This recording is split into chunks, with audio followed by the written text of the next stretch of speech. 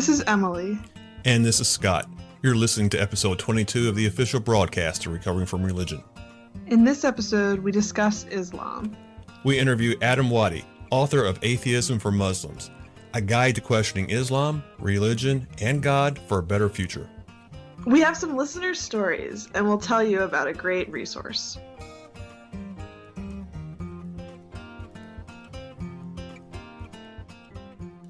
Most of our episodes are kind of broad, meaning they can apply to any belief.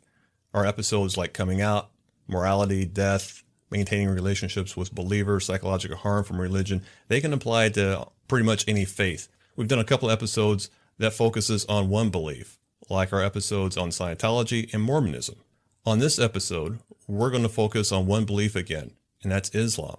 It's the fastest growing religion on the planet, and that's why we're doing this episode. We interviewed someone who goes by the pen name Adam Wadi. He has to stay anonymous because he's concerned that people will target him for being an author of this kind of book, because being a non-believer who left Islam, being an apostate, is different when it comes to that world, when it comes to the Middle East and these kinds of, Islamic countries, even though he's currently in Europe. And it's important to keep this perspective in mind, and we actually changed his voice in this episode because we want to make sure he's as protected as we can make it. Most of his interview is just basic covering what people who are Muslim believe and a little bit about what you're leaving behind when you realize actually you're an atheist. And we went to great lengths to disguise his voice. Actually, it was like 3 or 4 mouse clicks. But anyway, we were glad to do that. He's kept himself anonymous. We were glad to do that.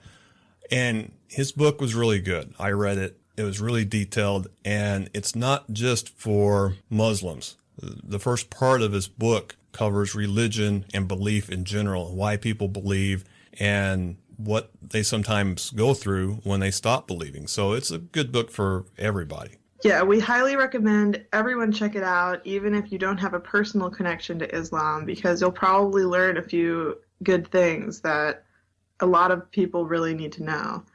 And Adam was really cool. He mentioned that if anyone is going through something regarding leaving Islam, they can reach out to him via his Twitter.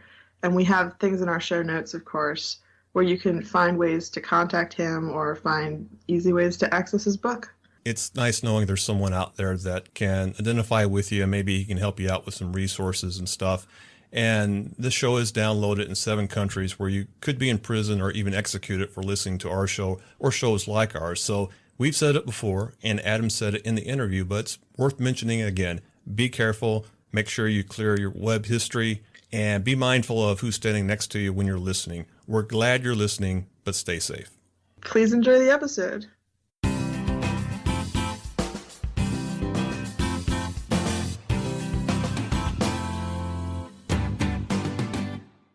Adam Wadi is a researcher into Islam and the psychology of religions.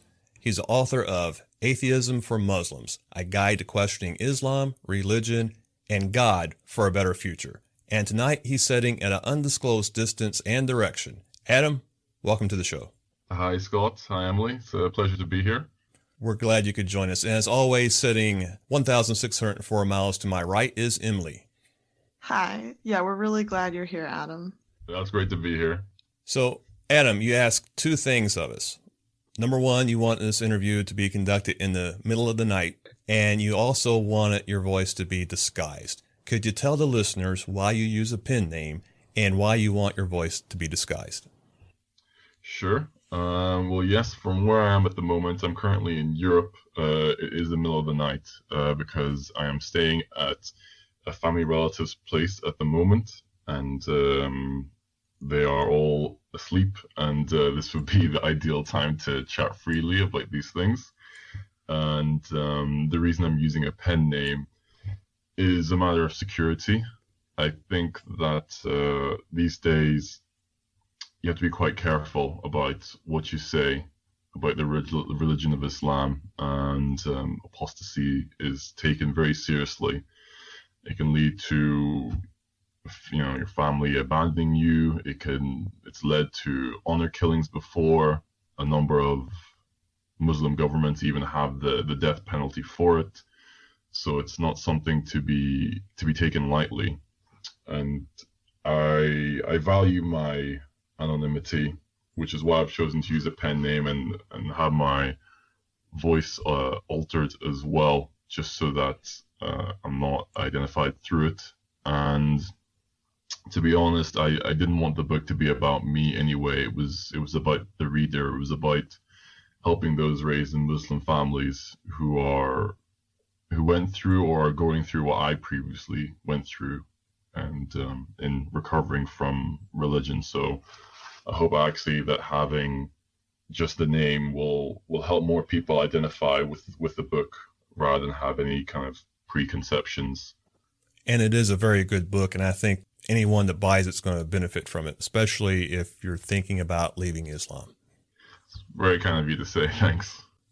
So you were raised Muslim and have been a Muslim for pretty much your whole life. Tell us about your Muslim upbringing and why you left Islam.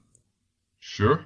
I think I had it seems like a pretty normal upbringing. And I was actually raised in a Western country, but to two Muslim parents. And I don't think we were particularly religious, but then again, I don't think anyone growing up thinks that they're in a religious family. And the kind of path out of it was a very slow one. I'm a man of science, and it's, I've always been quite objective in the way I approach things and think things, and at least I thought I always did. And then I guess that it kind of reached a tipping point, and I realized that some things just really didn't make sense. And I used to just kind of put them to the side and always say that, well, maybe it's something that'll be answered at a later time, or maybe there's a reason things are that way, and I just can't understand it yet, and there's something greater happening that I can't appreciate. But the more I kind of went down that path, the more I realized that a lot of things didn't really add up.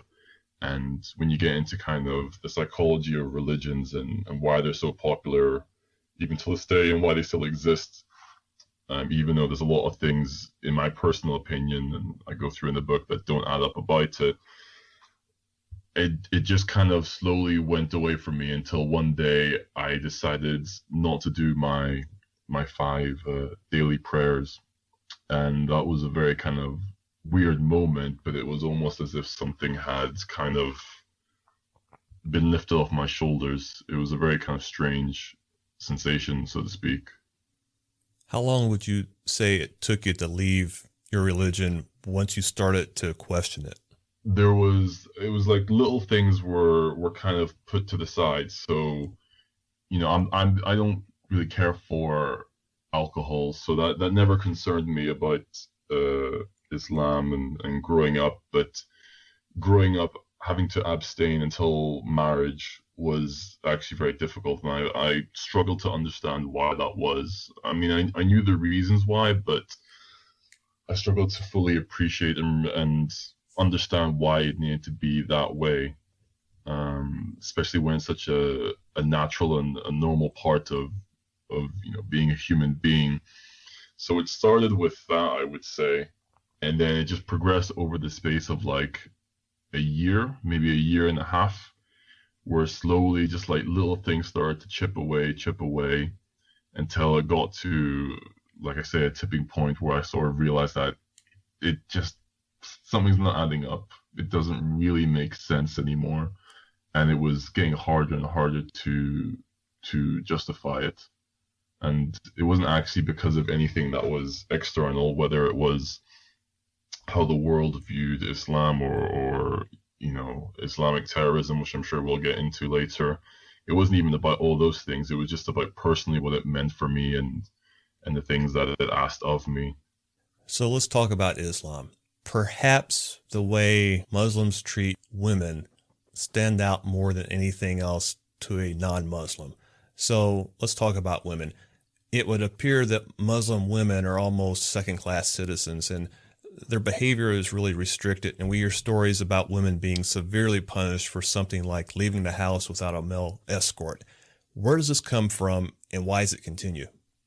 This it's a difficult one actually to get into, because on one hand, Islam did a lot for women, and I mean socially, for example, female infanticide.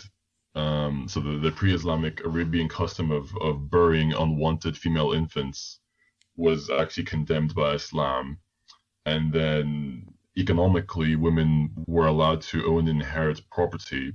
Back in the 7th century, and that was a right that wasn't entitled to many women in Western countries until as recently as the 19th century. It's something the suffragettes had to work for to even have the right to vote, for example.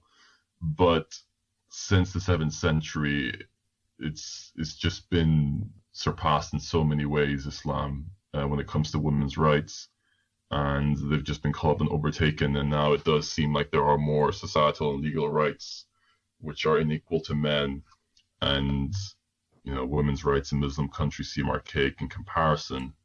And it's hard to justify it and to understand it, but there are many reasons as to why things are the way they are. So with regards to clothing, with regards to inheritance, for example, in regards to a woman's testimony in a court of law, they're not equal to men, and they're hard to justify, but there were reasons before it. It's always important to take in historical context, but that just because it was applicable and made sense then doesn't mean it is now and will be forever, for example. I see. That makes a lot of sense. So there seems to be a lot of restrictions on what Muslim women can wear. Can you explain the most commonly worn items among Muslim women? Yeah, sure. So I mean, the most common garment is just something called a hijab, which is like a scarf or a veil, which can be either worn loose or tight fitting, and it covers the head, and it can go as far down as the chest. And you can see all the woman's face when she wears a hijab. The rest of her body isn't covered by it. Although it is customary in Muslim societies for women not to wear anything revealing too much skin or anything which highlights her body's figure. And then you have other items of clothing like the burqa or the niqab, which are seen more so in Saudi Arabia, for example, and some other Middle Eastern countries, perhaps in parts of Iran, for example. And that's an entire outer garment which is worn that covers the entire female body and has either a transparent grill over the face for a burqa that a woman can see through it, but no one can see her, or a niqab in which there is a place cut out for the eyes for the woman to see through. So you can see her eyes, but no other parts of her body. She'll most commonly be dressed in entirely black. So those would be the three most common. And are there different teachings in Islam for the different types of clothing, or is it all based in the same teaching? Well, the most accurate quote probably from the Quran regarding it is in Surah 24, verse 31, in which it discusses what is expected of women in terms of clothing, and it asks them to cover their private parts and bosoms and not to show any part of their body to anyone except their husband or select family members, other women, doctors, children. But so much of the Quran and so much of religion in general comes down to interpretation and individual interpretation, or how that particular culture or how a particular government decides to interpret certain verses. So the extent to which Sharia law and Muslim women choose to enforce this is entirely open to interpretation, and a lot of it is more cultural actually than religious, I would say. Yeah, and you mentioned it kind of varies by country and that kind of thing. Yeah, I mean, you can have very liberal countries, liberal for Muslim standards anyway, countries like Turkey, for example, in which it's not expected of women to wear anything which covers her head or her face, and some items of clothing may actually be quite provocative. Whereas on the other end of the spectrum, you'll have countries which are a lot more strict, such as Saudi Arabia, in which they'll be covered entirely head to toe, and you may only be able to see the eyes. And when women take their children to the playground, the children identify their mothers by either kind of the shape of them or the perfume that they're wearing. Actually, that's how it goes sometimes. That's pretty interesting. Yeah. You said in your book that Muslim men are allowed up to 4 wives. And here in the States, particularly in Utah, because of Mormons, that kind of sort of goes on. Not so much today, but it still goes on in pockets.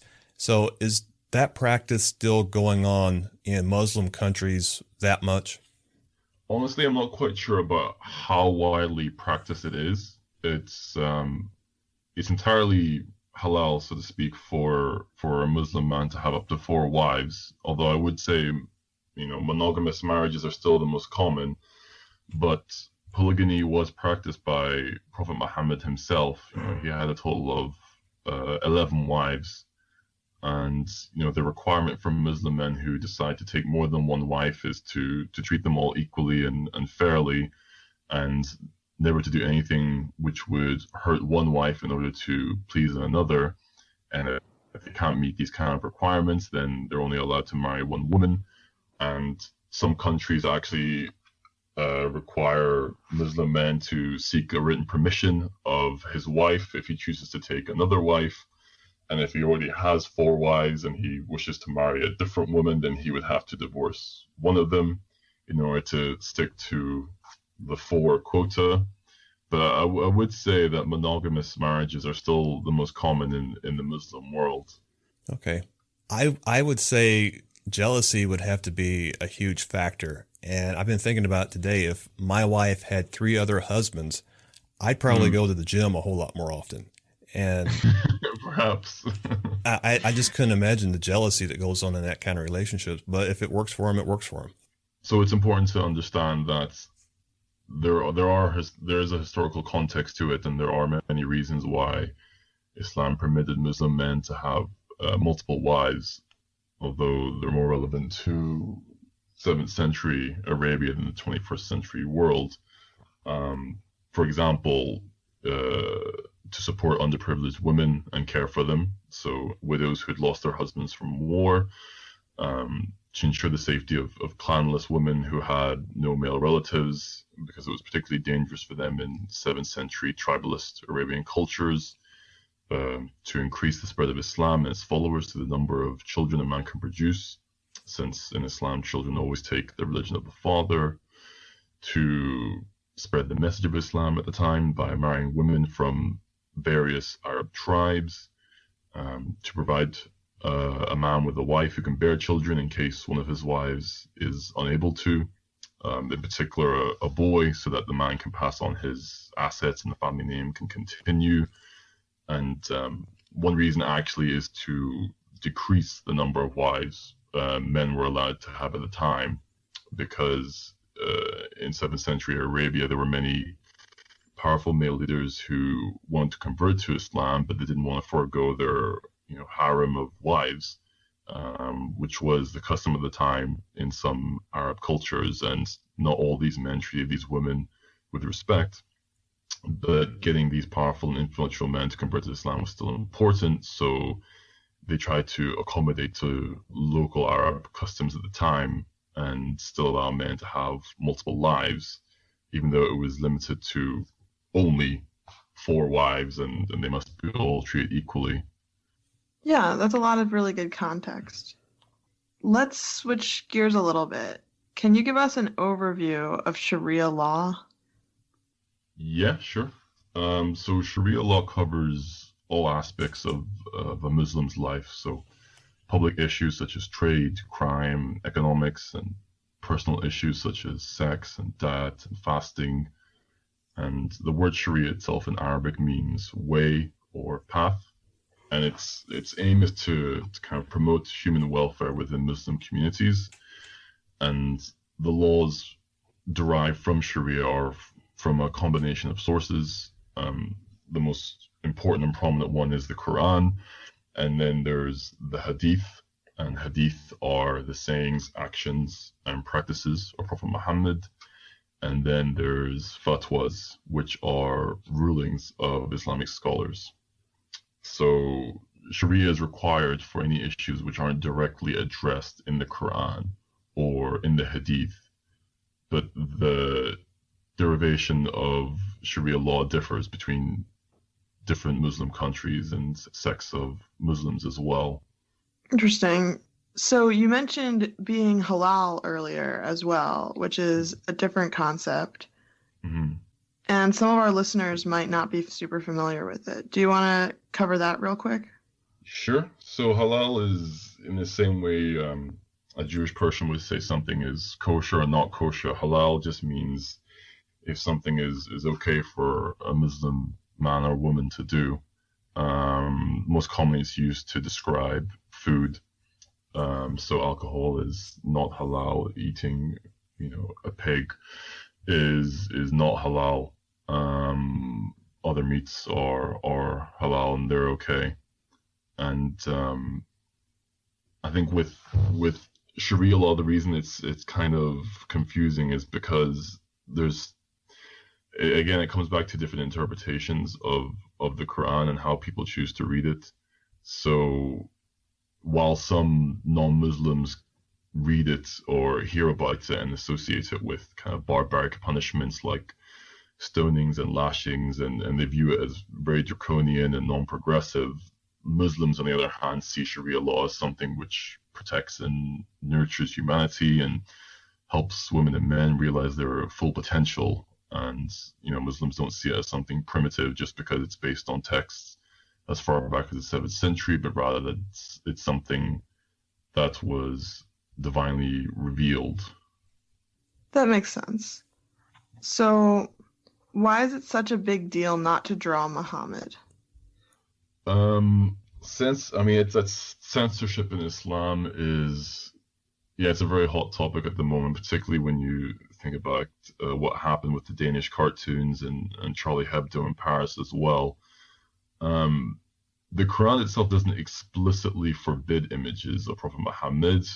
However, there are hadith which prohibit his visual depiction.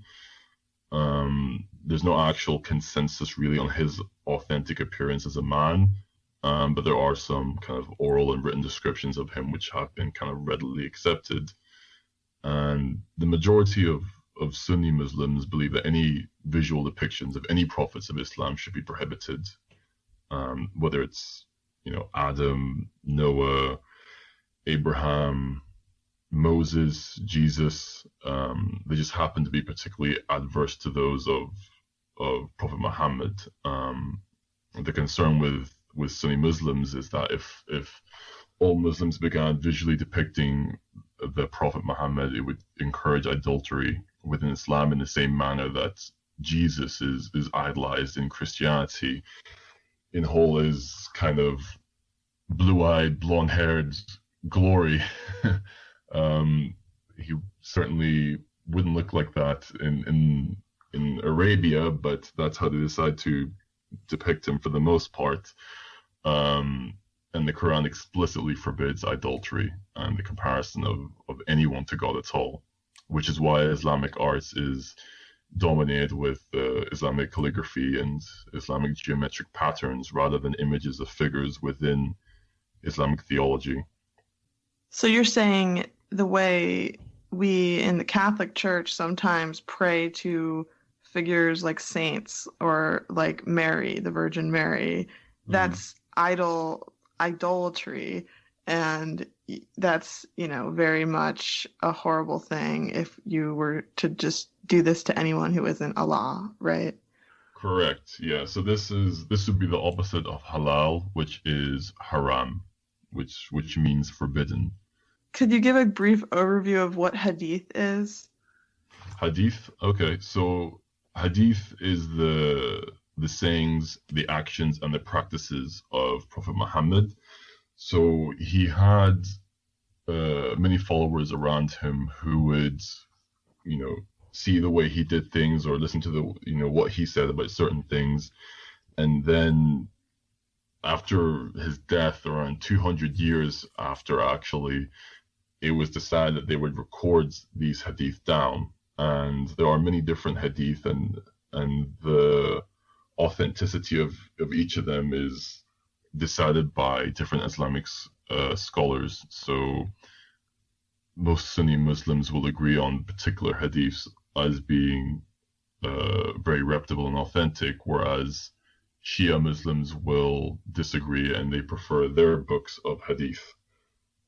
So after the Quran, the hadiths are the kind of next most important source for Muslims to refer to, because not everything is included in the Quran. Although it says it's complete, it says it's perfect, it clearly isn't, because very basic things aren't included in there, which are essential to how a Muslim, practices. For example, the 5 daily prayers, they aren't outlined in the Quran, and how to do them. That all comes from hadith, for example. Particular details of Ramadan and how that's conducted, that's not all entirely in the Quran either. You have to refer to hadith. And personally, I feel as though hadith, and this is when I was still a practicing Muslim, I always question hadith, because for something to come about 200 years after the Prophet died, and it was never something that was mentioned in the Quran that was required, or mentioned by the Prophet himself that was required, just seems very kind of suspect, especially when the hadiths are essentially word of mouth recordings of what Prophet Muhammad said or did or practiced. And some stuff was written down in different places, whether it was parchments or, bones, for example. But to be able to keep that accuracy over 200 years, I feel is highly, highly improbable. And yet, most Muslims refer to hadith nonetheless. Yeah. So you mentioned the Quran, and the other thing we wanted to bring up was burning the Quran. So what do people in Islam think about that? So the Quran Muslims believe the Quran is the literal word of God, as in every word, every phrase, every verse came directly from him, from Allah, from a higher power, which makes it sacred above anything else and everything else. It's not like the Bible, for example, in which there are different variations of it. If you pick up one Bible in one country, it may not have the exact same things as a Bible in another country, whether it's the King James Bible or a different Bible here and there. Whereas there is only one Quran, and all Qurans all over the world are exactly the same, written in 7th century classical Arabic. Yeah, and the Bible tends to have a lot of translations and other things like that at the very least. Yeah, well, with the Quran, you'll get variations in tafsir, which is interpretations of the Quran, and you'll get different variations in translations. But it's commonly accepted amongst Muslims that those are really second rate, and one can only truly understand the Quran if you read it in its original language. And that in itself is very hard to do, even for everyday Muslims, because it's not a language that's spoken anymore. It's as if you're asking someone to read just Shakespearean English. It's not a language that's used anymore. You might get some of the gist of it, but it's quite difficult, which is why scholars are required to take in historical context, to take in hadiths to kind of fill in gaps which may not be entirely clear.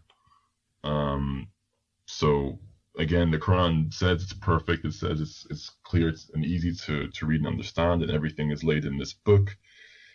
And yet, it really isn't. It's a very difficult book to kind of comprehend, and particularly since not only is it written in a kind of ancient language, but most Muslims in the world don't even speak and write Arabic.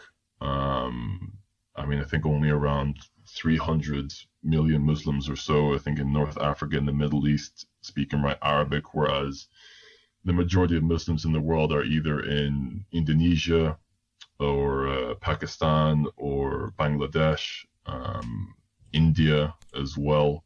I think you have to go to the fifth most populous Muslim country to find an Arab-speaking one, which is Egypt. Islam is actually more of an Asian religion, really, than it is a Middle Eastern religion or a Middle Eastern North African religion, because most Muslims are actually there. I see. And when I was in Iraq, we came to a village with a fairly modern building in the middle of it, and I asked our interpreter the story about that building, and he told me that that's where boys go to read the Quran. And these boys will only read the Quran their whole life, and many will actually memorize the Quran. But that's all they'll do. Yeah, that's true. A lot of men and women, Muslim men and women, will have memorized the Quran in its entirety, and you can even find some clips on YouTube, for example, of young children who have memorized the Quran from cover to cover, which on one hand it's actually very impressive, but then you can argue, you know, if that's a great use of one's time or a child's time, but you know, if that's the society and culture they were raised in, and you know, the child of said parents, then each to their own, I suppose. Right.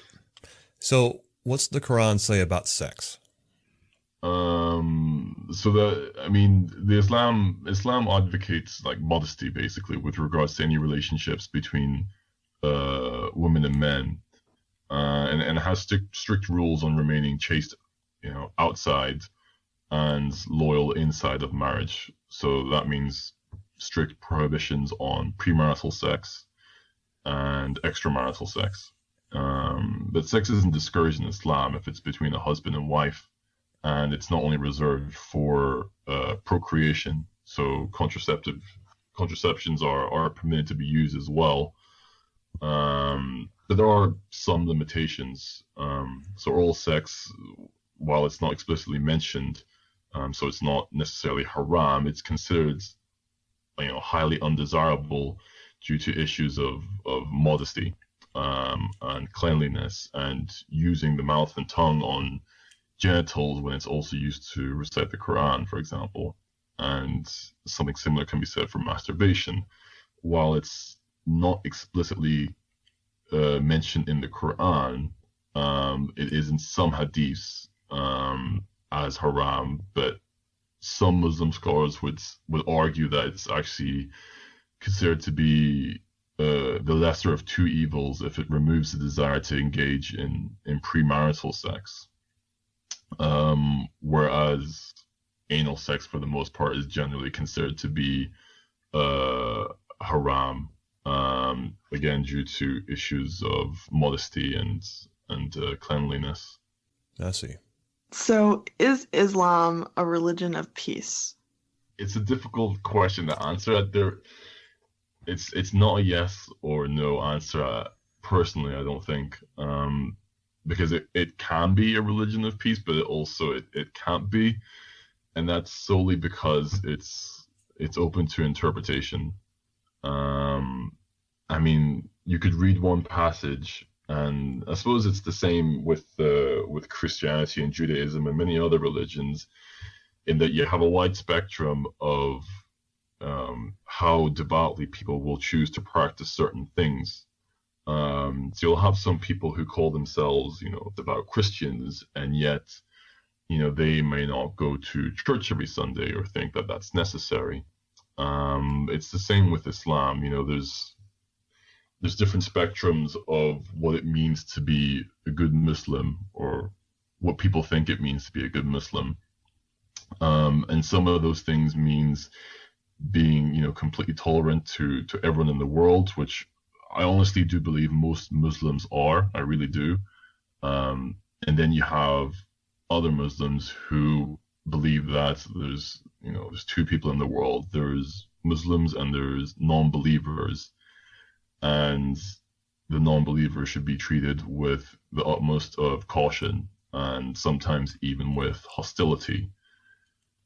So, there's a lot of beautiful verses and phrases in the Quran which advocates oneness and peace and promotes the well-being of humanity. But on the other hand, there's so many verses which are very hostile, very aggressive, and very condescending to anyone who's a non-believer. And it's full of a lot of threats for people who choose not to follow the path of Islam, and lays out the punishments that are in store for them if they don't choose to believe what's in the book. So to answer that question, it's is Islam a religion of peace? It can be, but it also can't be. It's open to interpretation. I think the only real right answer is that it's complicated. So I think you said that well. It is complicated for sure. Absolutely. When a lot of people here in the West hear the word Islamic or Muslim, they think of terrorism. Can you tell the listeners your view on terrorism? So it's Islamic terrorism. It's I suppose in recent times, when we're recording this now, it's summer 2017. So the UK has just been affected in particular by attacks in London and Manchester, and in recent years, Brussels has been attacked, Paris has been attacked. Obviously 9/11 kind of changed the world forever, and I remember the other day seeing clips of the planes hit the towers, and it's kind of surreal to look back on it now. It almost seems like it was another lifetime ago. Almost, it feels like it was like watching some sort of disaster movie. It seems so strange that something like that happened. Something so raw and terrible. But I mean, the thing is, throughout history, religions have always been known to encourage war and violence to achieve their goals. I don't think it's particularly unique to Islam. And religious men have always, not always, but they've often exploited the devotion of their followers to promote their causes. So to see religious zealots, use violence and exploitation in modern times isn't particularly unusual. Unfortunately, it does seem to only be with Islam and Muslims, and that's the reason why the Taliban, Al Qaeda, Boko Haram, or ISIS are all now household names, because for Muslims in Islamic terrorists in those organizations, they believe that the Quran doesn't acknowledge differences between kind of militaries and civilians, only Muslims and non-believers, and they believe that spilling civilian blood to achieve their aim is acceptable to God, particularly since they feel as though they've been provoked themselves by Western governments and Western armies who have come to their lands and started wars there as well. So they don't feel like they're doing anything wrong, which is why they continue to do it. And these Islamic fundamentalists, they desire a return to kind of the basic laws and values of Islam, because right now they see the West as a threat. They see it as a decadent and corrupt place, and they see people in Western societies as worshipping all the wrong things. Sex and celebrities and money, kind of name a few, and they may interpret this as this misguided focus as a form of adultery, that that people in the West are devoting themselves to something other than God. But again, it depends how Muslims wish to interpret adultery and the punishment for it. And I think jihad is a word that comes up quite often, and when non-Muslims hear that word, they immediately think holy war, The jihad actually means a lot more than this. I mean, the literal meaning of the Arabic word jihad is struggle or effort. And this effort or struggle can be used to describe three different things for Muslims. So, I mean, the first is the internal struggle to live the Muslim faith as best as possible. The second is the struggle to build a good Muslim society. And then the third is the struggle to defend Islam. And that's by force if necessary. So that's holy war. And as Emily mentioned, it kind of comes down to interpretation again. It's complicated because Prophet Muhammad is seen as a role model both for pacifists and militant Muslims, which tells you a great deal about how differently Islam can be interpreted and practiced. As I said, there's lots of verses in the Quran promoting peace, and yet there are Muslims who condone the use of violence because they use Prophet Muhammad's example as an army general to justify their means of armed conflict. For them, they're merely emulating their role model for the glory of God, because during his prophethood, Muhammad sanctioned battles and wars, and he often did so by claiming God asked Muslims to battle with his enemies. Yeah, there's a lot of history and a lot of complex stuff there, but we had to ask a question to touch the surface. You're absolutely right. It's like skimming the surface. There's the historical context to take into account, which both Muslims and non-Muslims may not be aware of. And then secondly, even with or without the historical context, they're still open to subject interpretation. And then, thirdly, there's no consensus even among the most educated of Islamic scholars, particularly as to which, verses in the Quran are to be followed and which are not, as well. So there's multiple ways to interpret these things, and there's no definitive way to say which is correct. So the Quran says if you don't accept Islam, you're doomed to hell. Is this widely accepted as true among all Muslims? I think it touches on what we mentioned before about how context is important when interpreting the Quran, because the Quran does mention particular instances where it deals with idolaters, where it deals with Jews, where it deals with Christians, and where it speaks of non-believers in general. So Muslims can either decide to read them as isolated incidents with those particular groups, or they can choose to see it as God's attitude towards those non-Muslims and a precedent as how to behave with them going forward. The thing is, there's lots of places in the Quran where if we read what it says about non-believers, it isn't reflective of a religion of peace. Many times throughout the Quran there are aggressive and violent passages, and they all refer to the people who disobey God and choose not to follow Islam. And I always thought that if there was a religious book which spoke about Muslims in the same way that the Quran regularly speaks about non-Muslims, it would cause an outrage in the Islamic world.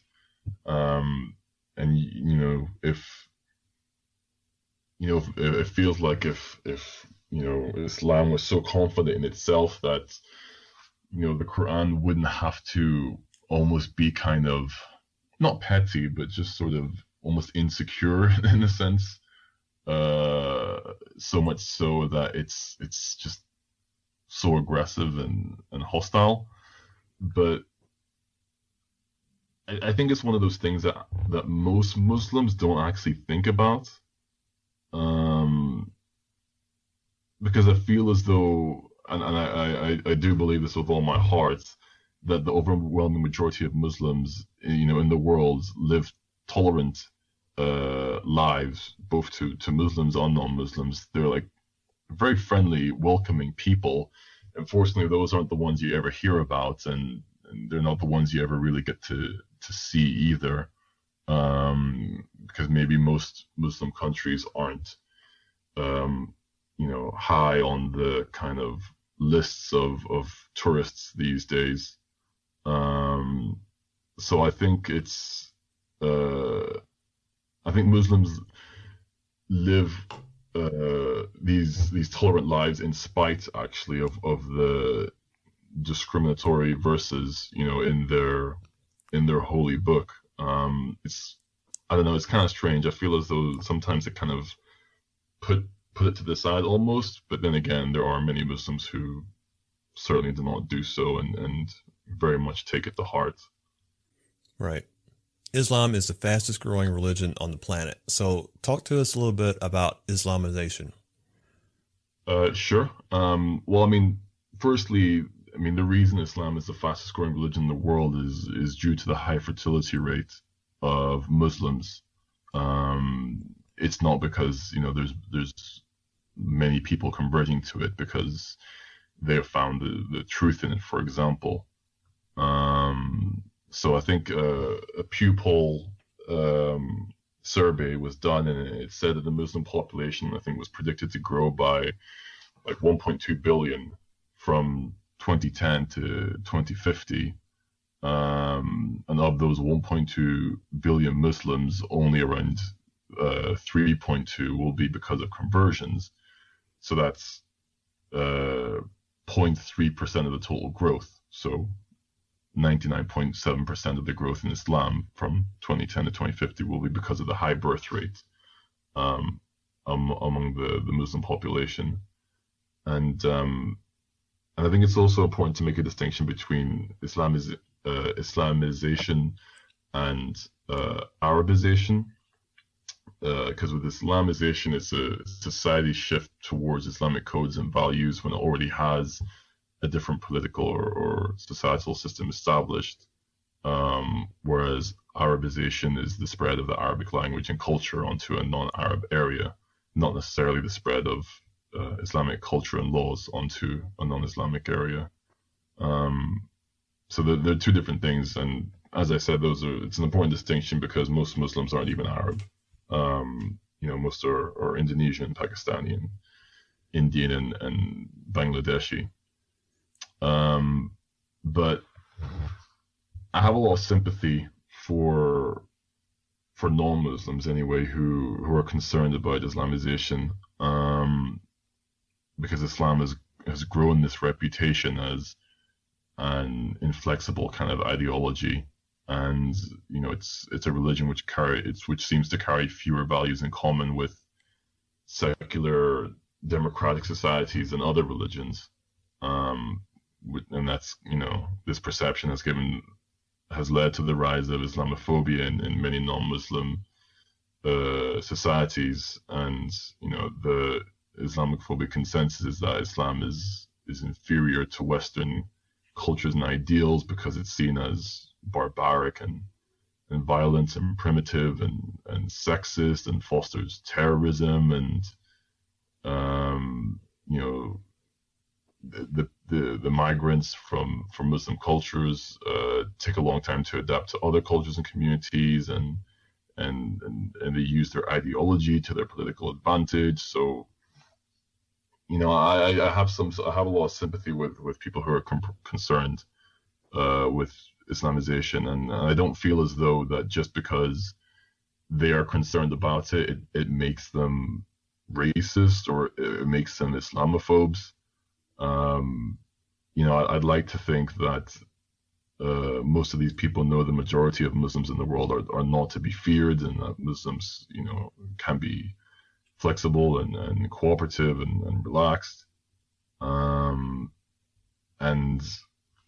I think it's important to get out there that, it's kind of like from non-Muslims to Muslims, it's a kind of plea for just sort of a recognition and consideration and acceptance of the fears that many people across the world have about Islam. It's not like a personal attack on them as people, but I worry that it does come across that way, unfortunately.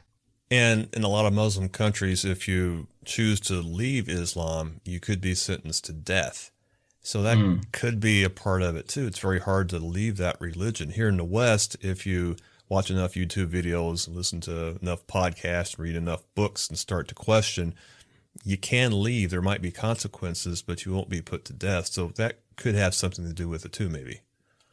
Yeah, I think so. And it goes back to what I was saying before about how it's just kind of a very kind of insecure kind of reaction of a religion to be like, no, you're not allowed to leave. If anyone leaves, that's it. You're gone for. And it's not actually a punishment that's explicitly stated in the Quran. Again, it comes down to the individual Sharia law of many countries. But for someone to leave Islam, the rejection of Islam itself is almost seen as an attack on Islam, which is why it's treated so strictly and harshly. I see. So do you have any thoughts on what the future might look like for Islam? So with regards to the future of Islam, I'm honestly not quite sure, because it seems these days people are very reactive to what's said or what's done because of 24-hour news coverage whose priority is ratings, not to give solid information, and because of social media as well, it just means that whenever anything happens, people know about it, and it becomes very easy to kind of whip people up into a frenzy and into hysteria and this kind of quote-unquote outrage porn that's so prevalent in the internet these days. And, I have a lot of concern with regards to Islam, but again, I have, concern with regards to religion in general. I think the difference is that Islam just seems to be so sensitive, and Muslims have become so sensitive to any little thing that we can't even have a discussion anymore. And if it continues down that kind of line where we can't even have an open dialogue, then I fear that Islam and Muslims are just going to become more and more isolated, which I would hope wouldn't happen, because it's not as if the world is going to be rid of religions or be rid of Islam anytime soon. It's, in my opinion, that's never going to happen, at least not in our lifetime. So, we have to find some sort of common ground and cooperate with each other. Okay. Our show's downloaded in most Muslim countries. So there's probably more than a few listeners out there who are at least kind of thinking about leaving Islam. What advice would you give those listeners? There's actually quite a lot of resources online. So I would just say be careful to kind of cover your tracks when you're doing anything online. For example, there's some good Facebook groups out there, but you've got to be careful because sometimes you'll join a group or you'll like a page and then it'll pop up on someone else's news feed, the wrong person you'd want to see it. So just be careful with that. But if you didn't want to go down the Facebook route, there's a lot of meetups happening right now. Meetups.com. You don't only have to go to like ex-Muslim ones, just atheist ones. You'll find that a lot of people have come from a religion. It's not necessarily just been raised without a religion. And there's a lot of organizations out there as well, country-specific ones, whether you're in Scandinavia, in the US, in the UK, Germany, France, Indonesia, Middle East. There's a lot of them out there as well. And there's a lot of cool forums, particularly Reddit forums, if you're into that kind of thing as well. I list a lot of these resources near the back of my book. People can refer to those as well. Yeah, and we definitely highly recommend your book, and we also highly recommend that if someone's in a country where you can be executed for being an apostate, that you really be very careful about things like listening to our podcast or anything else, because you're already taking a huge risk to hear this interview right now. Yeah, I agree. At least, these days with Amazon, you can get the book on Kindle, and no one can know for the most part that you've bought it or you're reading it. Rather, if you're having a physical copy, then it's a little bit more risky. But thankfully these days you can kind of read it and even read it in public, and no one would know, which is great. So I think you're saying that the biggest risk is from people who know you in real life, who are seeing, your Facebook status or are seeing a physical copy of a book, even though technically things can be tracked online and things. The biggest risk is if someone were to report you or something. Is that part of what you're saying? Yeah, I mean, I think it depends on a case by case basis. Because on one hand, if the wrong person sees it, then it's something like a shock to them, this bolt of lightning hits them. They just weren't expecting it, and they fear the worst of what you've become, or what you're becoming, or the thoughts that you're having. So just kind of be wary of that. But on the other hand, actually, you kind of have to realize that you're not the only one, and you're not a bad person for having these thoughts. And it's completely normal to have these kind of questions as well. It's okay to ask questions. It's a good thing. You just have to pick and choose who you present these questions to.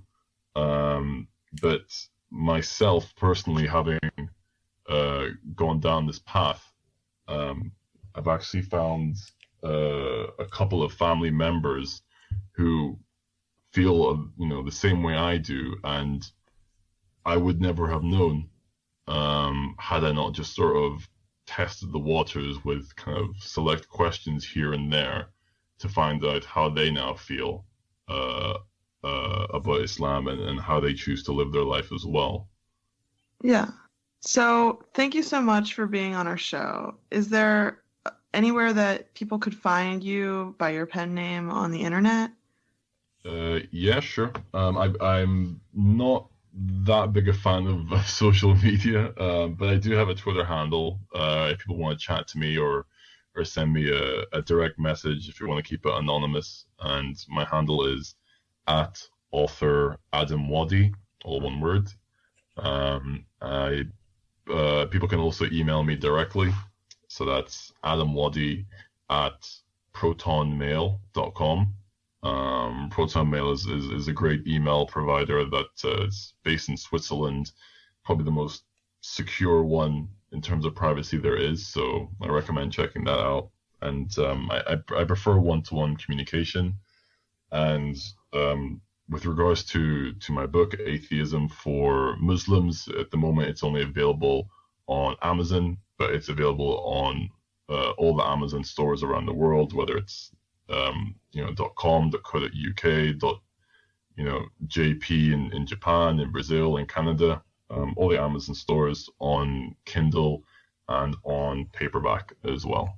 And I know our listeners, if we happen to have someone in a situation where they need it, will be really appreciative of the one-to-one communication option with your email address. So thanks for providing that advice about a secure email address option. Sure. Yeah, that's no problem. I'm more than happy to help in any way I can. And the name of Adam's book is Atheism for Muslims, A Guide to Questioning Islam, Religion, and God for a Better Future. And we'll put a link to that book in our show notes. Adam, thank you so much for taking the time to talk with us tonight. Thank you guys for inviting me and having me on the show. It's been a lot of fun. Absolutely. And stay safe. Thank you. You too, guys.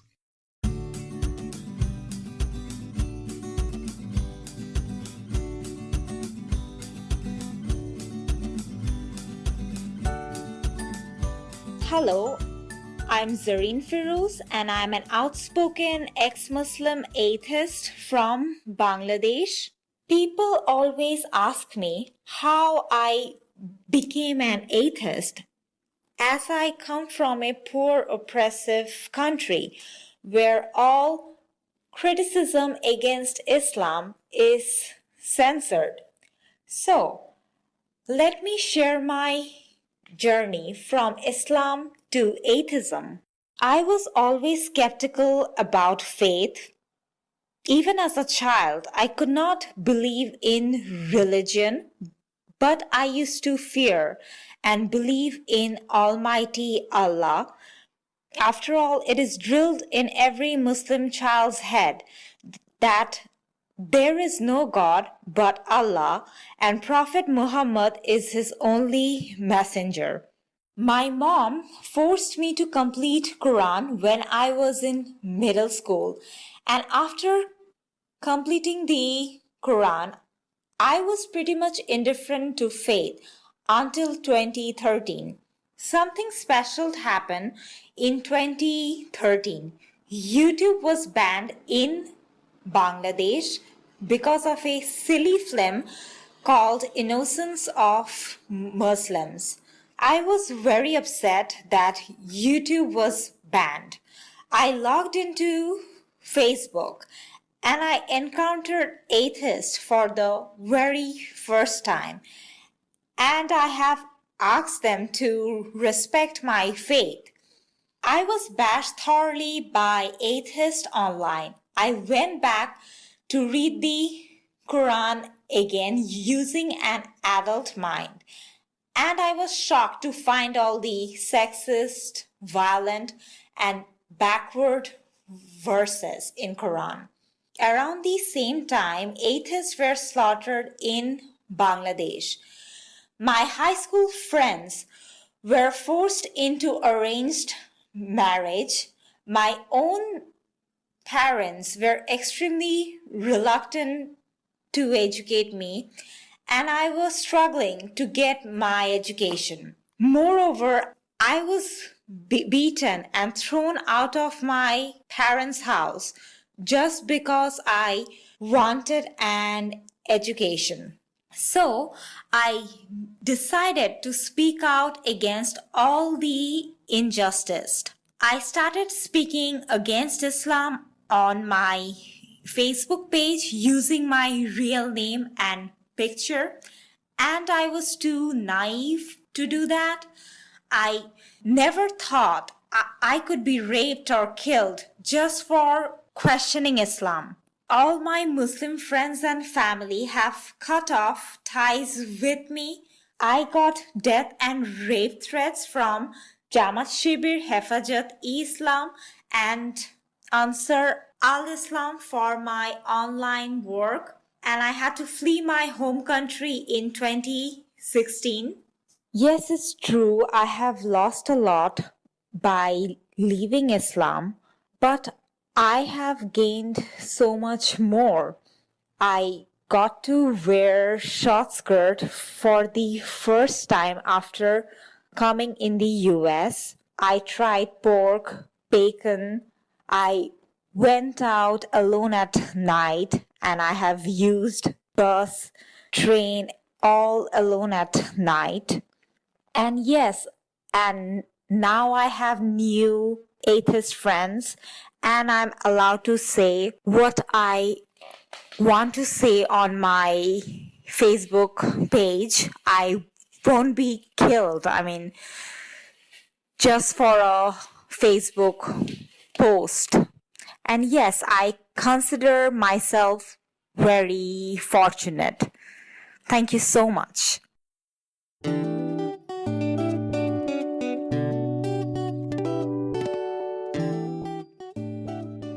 Now it's time for the resource of the month. This episode, we're going to highlight ex-Muslims of North America. If you go to www.exmna.org, EXMNA, so XM for Muslim and then NA for North America. This is the website, and they have a lot of great stuff there. The biggest thing they're advertising on their homepage right now is their Ex-Muslims Speak Out Normalizing Dissent tour, which is happening fall 2017 through spring 2018. And ex-Muslims are coming in a tour to various campuses around the country. And you can invite them to your campus. They have a link to get in touch, and they have a list of the speakers. It's 14 different speakers. And you can click on each one for more information. A not that short bio of each person, sometimes links to their Twitter accounts or even Facebook if they have them public. But that's just one little thing. And of course, Ex-Muslims of North America has their own Facebook and Twitter and YouTube accounts, as well as Google+, and an email address. Definitely consider checking any of those things out. Ex-Muslims of North America has ways you can join an ex-Muslim community, local chapters in a bunch of cities with contact information there, information on how to start your own local group, opportunities for volunteering, answers to why they chose the antagonistic label ex-Muslim. Hint, they don't think it's antagonistic, they think it's accurate, but they have a long explanation. Ex-Muslims of North America is specifically for people who aren't still questioning, and who are specifically in the deist, agnostic, or atheist spectrum.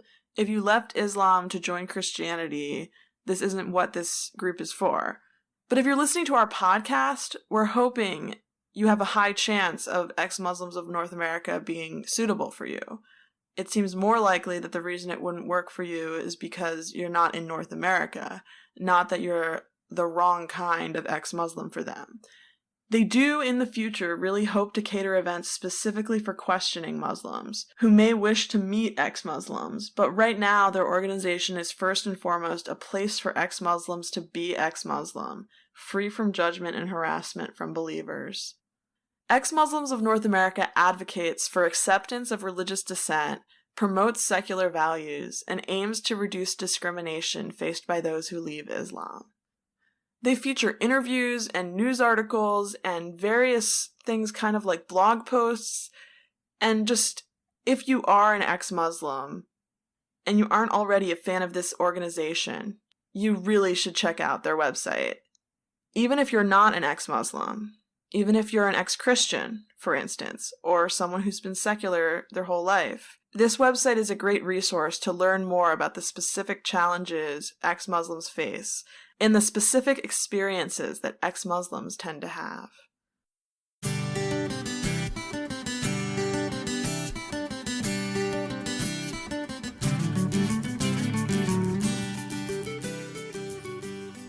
So my name is Kaveh Musavi. I'm an ex-Muslim atheist, currently living in Iran. I have a blog on the Patheos non-religious network called On the Margin of Error, and I'm recording this about my experiences with Islam.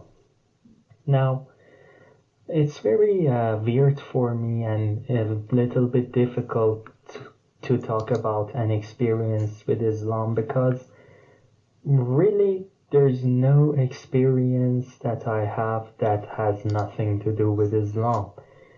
Islam, basically in a theocracy like Iran, or not even a theocracy, a deeply religious society like Iran, paints every experience that you have. So really, if you want me to talk about my experience with Islam, I can just tell you my autobiography. But I think that in particular, I can point out about 2 periods of my life where religion really impacted me in a very negative way. One was when I was a high school student, and I had recently become an atheist. When I became an atheist, I immediately came out in my school, and the reason was that I was always a very naughty boy, and I was always someone who asserted himself, so it didn't occur to me to remain in closet. I just said that I'm an atheist. Now, in my school, praying was obligatory. When it was the time for prayers, all students were dragged to basically the mosque of the school, and they had to pray. So when I said that I won't pray because I don't believe in Islam anymore, all the school teachers and officials decided that they should force me to pray. I was threatened with expulsion and I would have been expelled, but thankfully one official in the school was the friend of my father, so he used his influence to prevent me being expelled. But every time that it was time to pray, they would come to me, sometimes one by one, sometimes more, and they would try to pressure me, and they used all kinds of threats, all ways to undermine me as a person. Like one of them said that you as an atheist have no morality, you don't belong in this society. The name of my blog comes with a conversation with one of these teachers. He told me that there are no atheists in Iran, and I said, well, what am I? He said, there are so few of you that you can't be part of the statistics. You fall on the margin of error. And this is where the title of my blog comes, On the Margin of Error. So basically they made it clear to me as a teenager that I don't belong in this society and that I'm not wanted. This was a very traumatizing years for a teenager to feel that you have no place in your society. And the second period of my life that religion really showed its impact on my life was when I became friends with a girl, when I had my first girlfriend, and this was in the university. And there I saw how taboos work and how they are internalized by people, and they force you to have a sense of guilt. Now, I didn't have this sense of guilt, but I could observe it in her. Like she would become very horny and she would take my hand and kiss me, and then afterwards she would feel very guilty. And when I told her, you don't need to feel guilty about doing this, it's natural, it's what you want, she would say, no, my religion forbids me to do it. And when I saw that she had all these problems, I told her that this is something that you should handle. You should either decide to never do it again or stop feeling guilty about it. So what I mean is that I think the common theme between both of these experiences is that Islam is a religion that is very political in nature. It is always used to control the private lives of people. And in this way, you really can't have any sphere of life free from its influence, and it teaches you that if you do not ascribe to its tenets, and if you are not part of the privileged few that are considered acceptable, you are a dirty being and you don't belong in the society. Whether as an atheist teenager who wants nothing but the right to self-expression, or as a woman who wants nothing to do except to experience sexual pleasure that is the basic need of a majority of human beings. So in this way, I think I can summarize my experiences with Islam.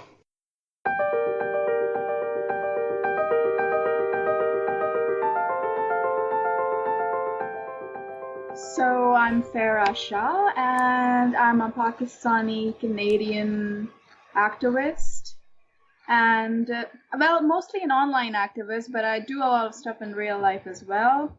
I left religion about almost 6 years ago now.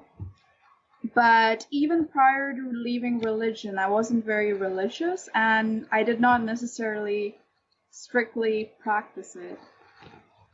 It was my feminism that really led to me leaving religion, because at some point I couldn't really reconcile my feminist values with what Islam had to say about women and such. Well, when I came to Canada, it became even harder to actually hold on to religion in any real way, because even though Canada might have pockets of really religious conservative people, it is mostly a liberal society. And so being in Canada actually made it even easier for me to really question religion, because there's no censorship here in terms of how much you can question religion, which is something I faced back in Pakistan. And I was exposed to many different ideas around me, because there are so many people here from so many different cultures with so many different ideas about life, that it made me really, basically, it made me question all the values that I had been brought up with. For example, no premarital sex, no alcohol, no homosexuality. And I attended my first Pride parade back in 2013, actually. And I was still kind of, in 2013, I had pretty much left religion, but I was still at that point in my life where I wasn't, I had left religion, but I wasn't really quite ready to actually really confront religious people. I wasn't quite ready to really oppose religion. So even though I had left religion, I did not feel like it was my place to criticize my own religion. I always felt like if I criticized it, I would hurt other people's feelings. And somehow being at that Pride parade in Toronto in 2013 changed that mindset. I mean, it was just a Pride parade, but being there and actually having some of my family members feel so opposed to that, seeing them oppose something as simple as just me attending the Pride parade, it made me realize that it wasn't just enough to say, oh, hey, I'm an atheist and I've left religion because my values did not align with it. It isn't enough to say that. I thought that it was even more important to actually directly confront the very harmful aspects of Islam. And I think that's when I actually really started to write things criticizing Islam. That's when I wasn't really blogging at the time, but I was writing a lot of Facebook posts. That's when I started meeting other atheist activists. And after attending the Pride parade, something else happened.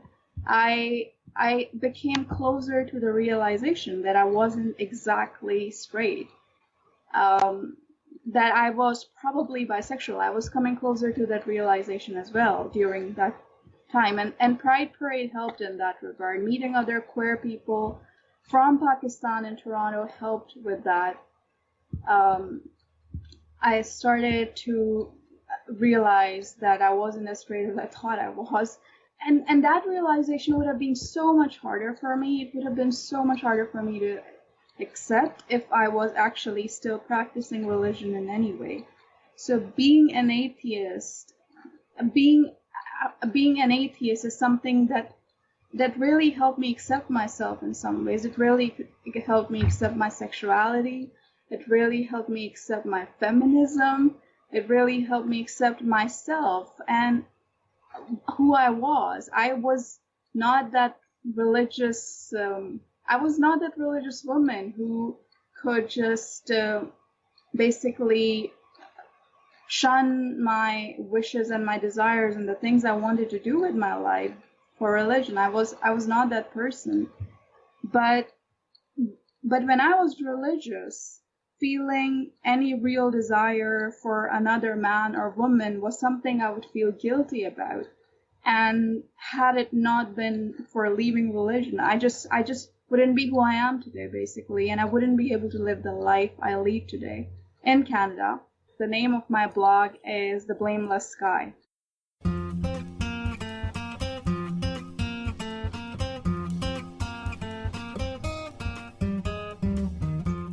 If you're in need of evidence-based mental health therapy, please visit recoveringfromreligion.org and scroll down to the professional support section. If you're looking for a Recovering from Religion support group in your area, please visit recoveringfromreligion.org and click on Find a Group. Have questions about changing or leaving your faith?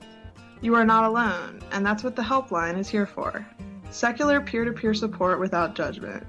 Call 1-84-I-DOUBT-IT. Now you can even schedule a call back by going to recoveringfromreligion.org and clicking on the Schedule a Call button. If you feel more comfortable instant messaging, just go to recoveringfromreligion.org and click on the chat option. Oh, thank you. That was Teller of Penn and Teller, and of course he said, when faith is on the line, so are we. If you have any questions or comments about the show, you can email us at podcast@recoveringfromreligion.org, and you can help us out by giving us a 5-star review on iTunes. If you would like to volunteer, we would like that too. Please go to recoveringfromreligion.org and click on the volunteer button. If you just don't have time to volunteer, but you like what we're doing, you can always donate by going to recoveringfromreligion.org and click on the donate button. Feel free to spread the love by putting a link to our show on your Facebook and Twitter accounts. And while you're at it, go ahead and like us on Facebook at facebook.com/recoveringfromreligion and follow us on Twitter at RFR.org. That's RFR.org. You can also check out our blog by going to pathos.com/blogs/excommunications. On our next episode, we'll discuss journeys away from religion. Thanks for listening.